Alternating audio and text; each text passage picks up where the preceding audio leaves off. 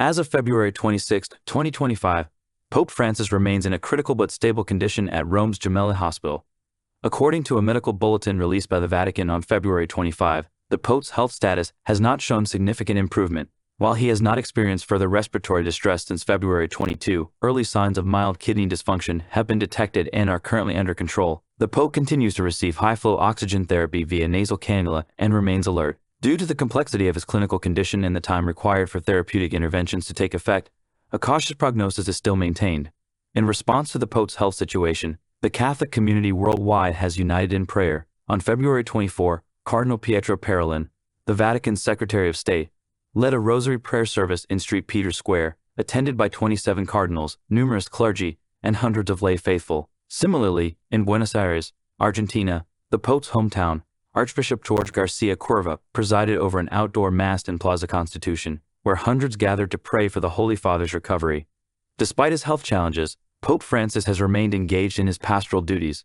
On February 25, he met with Cardinal Parolin and Archbishop Edgar P. Naparra, the substitute for General Affairs of the Secretary of State, to authorize the promulgation of several decrees related to canonizations. Notably, he approved the beatification of Father Emil Joseph Capon, an American priest who died in a North Korean prisoner of war camp during the Korean War. The global Catholic community continues to offer prayers and support for Pope Francis, hoping for his swift and complete recovery. In the hushed corridors of Vatican City, beneath the storied frescoes of the Sistine Chapel, a quiet speculation persists.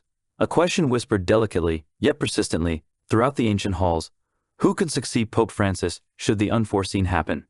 This profound inquiry extends beyond mere curiosity. It touches the very future of the Catholic Church and its 1.3 billion followers. Vatican insiders and analysts have identified several key figures as likely successors, men whose theological backgrounds, diplomatic finesse, and pastoral charisma position them uniquely for the papal seat. One prominent figure often mentioned is Cardinal Pietro Parolin, the Vatican's Secretary of State. Parolin, an Italian diplomat and seasoned statesman, combines decades of diplomatic experience with a deep understanding of global politics. His election would symbolize a continuity of Pope Francis' diplomatic approach, particularly concerning international peace initiatives and environmental advocacy. Another strong candidate is Cardinal Luis Antonio Tagle from the Philippines. Widely admired for his humility, charisma, and profound compassion, Tagle is seen as a natural successor to Francis' pastoral emphasis and heartfelt advocacy for the poor and marginalized.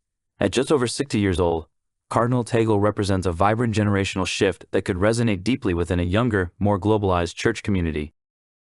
Meanwhile, Cardinal Robert Serra from Guinea stands as a conservative alternative, widely respected for his intellectual rigor and firm doctrinal stances.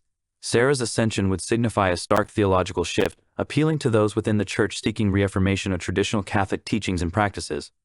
Cardinal Matteo Maria Zuppi of Italy, noted for his progressive yet moderate outlook, also attracts significant attention. Known for his extensive humanitarian work and dialogue-driven leadership, Zuppi could bridge divides within the Church, continuing the dialogue Francis initiated.